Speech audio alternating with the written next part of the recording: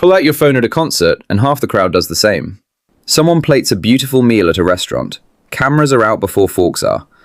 But look around carefully, and you'll spot them. The ones who just sit there.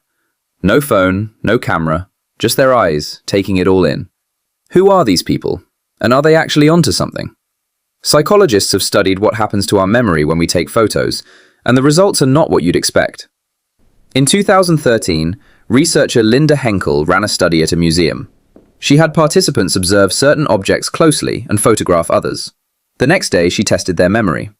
The ones who photographed the objects remembered less about them, less detail, less clarity, than the ones who simply looked. She called it the Photo-Taking Impairment Effect. The act of taking a photo, it turns out, signals to your brain, the camera will remember this, so I don't have to. And so your brain, being the efficient, lazy organ that it is, checks out. So the person at the concert with no phone, their brain is fully present, encoding every detail, the lights, the sound, the feeling in their chest. They're not watching the show through a 6-inch screen, they are in the show.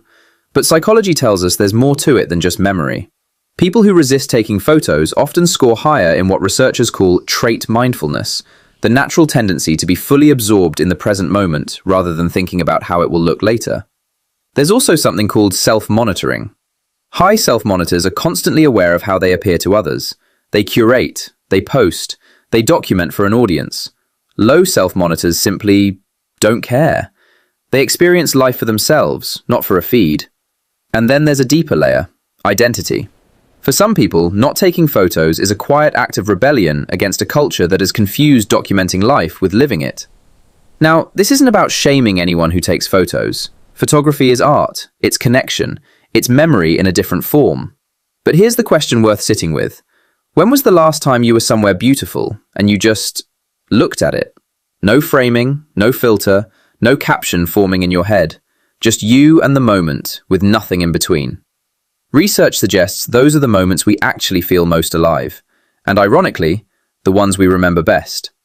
The people who never take pictures aren't missing out. They might be the only ones who are truly there. But let's go a little deeper, because psychology doesn't stop at memory. There's something called experiential consumption.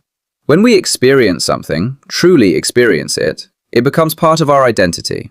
It shapes who we are. But when we document it, we unconsciously shift from participant to recorder. We step slightly outside the moment to capture it for someone else, a future version of ourselves, or an audience we carry in our heads even when no one is watching. And that invisible audience is more powerful than most people realize. Researchers found that people who frequently photograph their experiences start making choices, where to sit, what to order, which angle to stand at, based not on what they enjoy, but on what will look best. The experience begins serving the content, instead of the content serving the experience. Now here's where it gets personal. Think about your last holiday, or a concert, or even a meal you were excited about. How much of it do you actually remember feeling versus remember seeing in photos afterwards? For many people, their memories of an event are now entirely photo-based. They don't remember the moment, they remember the image of the moment. And those are two very different things. Psychologist Kristin Diehl found something that complicates this even further. In certain situations, like visiting a new place or trying something actively engaging, taking photos actually increased enjoyment. Not because the photo itself was valuable, but because the act of looking for something worth capturing made people pay more attention. So it's not black and white.